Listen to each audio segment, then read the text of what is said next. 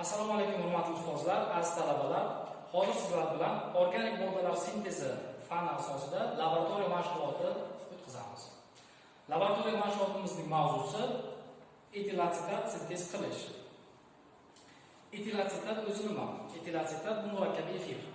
Murakkab efir hosil bo'lishiga olib keladigan barcha jarayonlar etilifikatsiya jarayonlari deyiladi.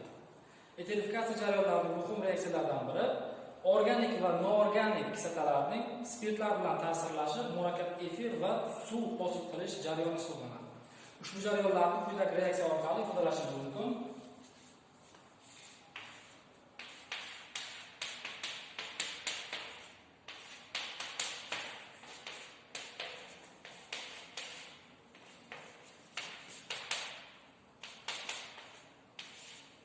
Demak, bir asosli karbon kislotalar bilan bir atomli spirtlar ta'sirlashi natijasida murakkab efirlar va suv hosil bo'lyapti.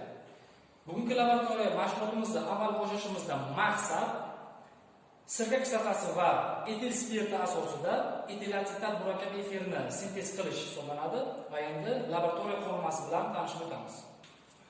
Demak, laboratoriya qurilmamiz rotorli bug'latgich tipidagi yig'ma qurilma bo'lib, yig'gich, sovutgich, reaksion kolba hamda ajratuvchi varonkadan tashkil topgan. Demak, bizga kerak bo'ladigan moddalar 96% etil spirti, ya'ni etanol, sirka kislotasi va konsentrlangan sulfat kislota. Sintezimizni boshlashdan oldin reaktivlarni kerakli miqdorda o'lchab olamiz.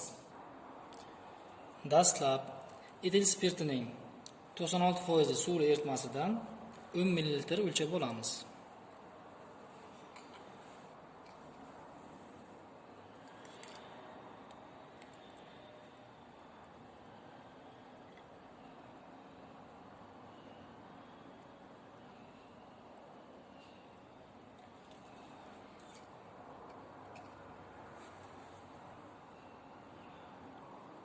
Va reaksion kolbaga solamiz.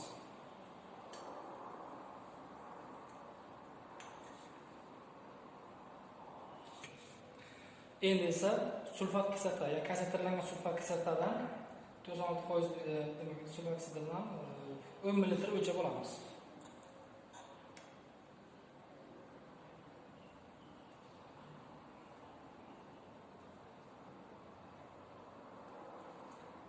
O'lchab oldik va buni ham reaksion kolbamizga solamiz.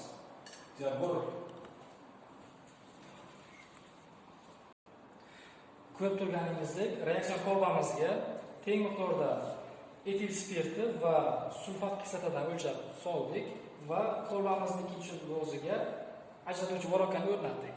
Endi qiladigan ishimiz ajratuvchi voronkani ichiga 40 ml sirka kislotasidan o'lchab solamiz.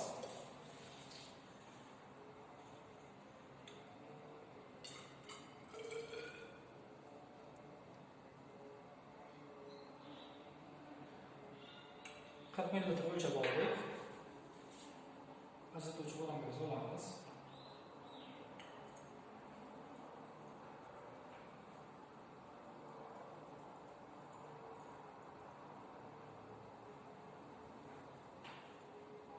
Va buning ustiga yana 40 ml etanol, ya'ni etil spirtini quyamiz. Bundan ham demak 40 ml o'lchab olamiz.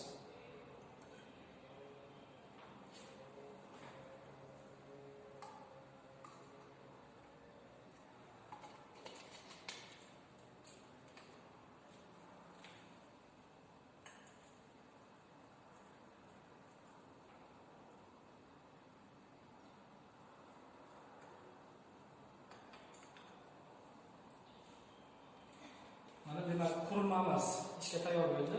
Endi qiladigan ishimiz reaksion kolbamizni qizdirishimiz kerak. Ya'ni 140 gradus Selsiy temperaturagacha reaksion kolbamizni qizdiramiz. Buning uchun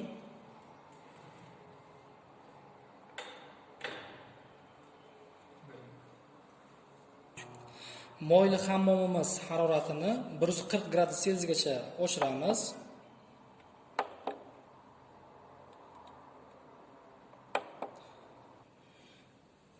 Ko'rib turganingizdek, mana moyli hammomimiz harorati oshib boryapti.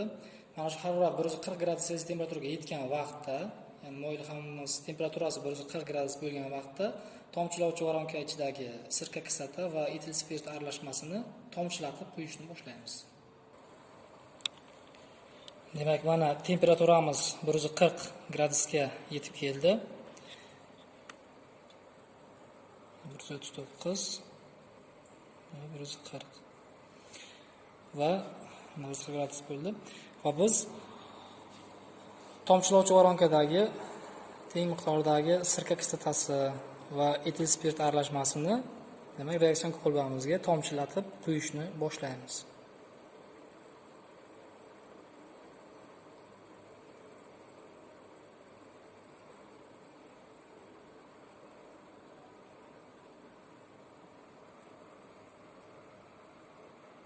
Tomchilash boshlandi.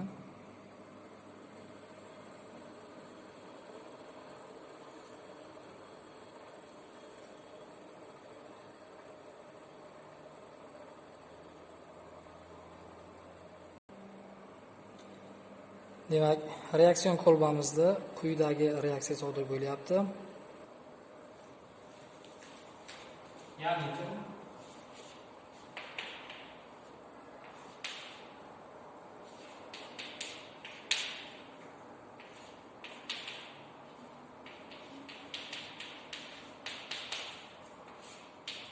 bizda demak katalizator sulfat kislota konsentrlangan.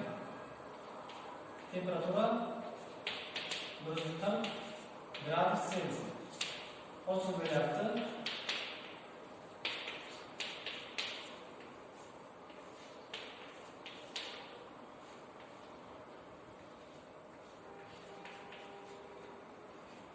Mana demak etil atseta oshib bo'lyapti. Hamda suv. Demak, reaksiya natijasida hosil bo'lyapti.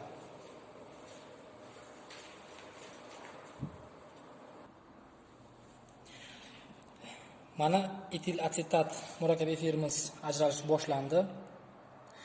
Reaksiya toki mana bu ajratuvchi voronkadagi aralashma to'lig'icha, demak, tomchilab reaksion kolbaga o'tib bo'lguncha davom etadi. Hammasi o'tib bo'lishi bilan reaksiya ham tugaydi. Demak, katalizator sifatida sulfat kislotadan foydalanyapmiz.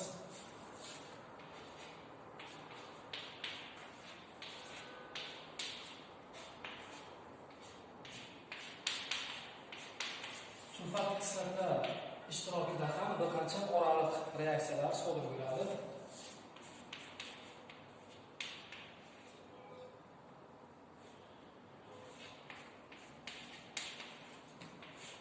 Demak, reaksiyani sulfat kislotaning proton vodorodi boshlab beradi.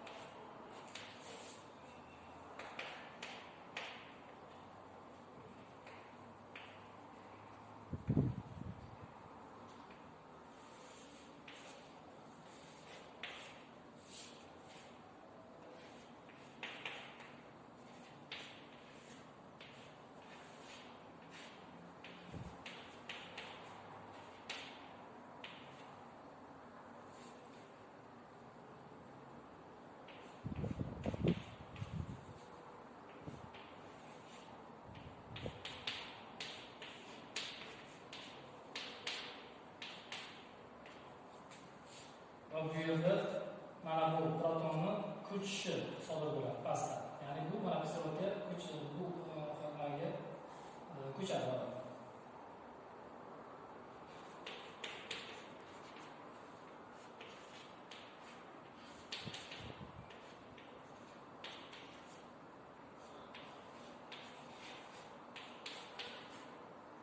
Mana hozir demak, bu ko'chadi.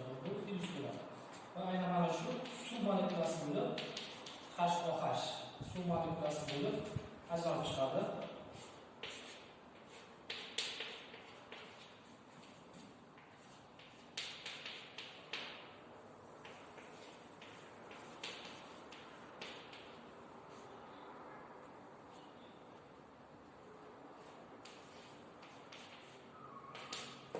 Va mana o'sha boshladagi proton-vodorod yana qaytib o'z joyiga qaytadi. Bizga hosil bo'ladi.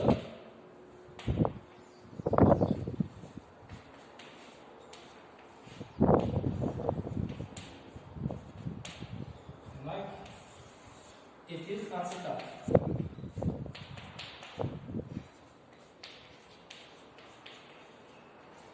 Mana etil asetat murakkabiga ko'ra hosil bo'lyapti.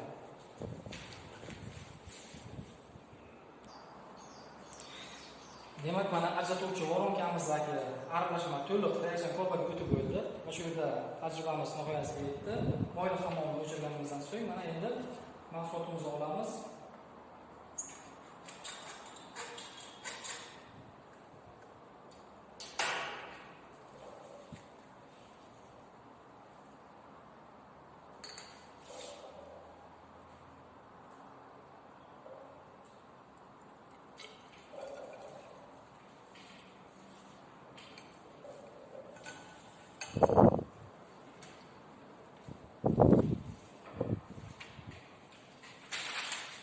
Demak, mana hidi kelib turibdi. Efir hidi bu demak etil asetat ajralib chiqqanligini dalili hisoblanadi. Shuning bilan laboratoriya mashg'ulotimiz o'z nihoyasiga yetdi. Hurmatli talabalar, sizlarga topshiriq shu bo'ladiki, mana demak mahsulotimiz ajralib chiqdi. 45 ml. 45 ml mahsulot oldik. Sizdan qilinadigan ishlaringiz, demak, mana shu 45 ml chiqadigan mahsulotimizni unumini, reaksiyamizni unumini hisoblaysiz va modul tizimi orqali yuborasiz.